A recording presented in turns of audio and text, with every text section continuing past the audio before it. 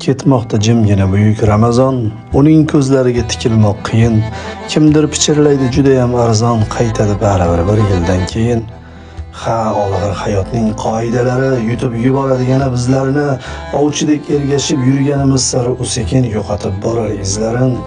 Go'yo dil yurtidan quvilgan surgun, ichga to'kajakmiz ko'z yoshlarimiz, u bizni quchoqlab oladi bir kun, tugab bitganida bardoshlarimiz.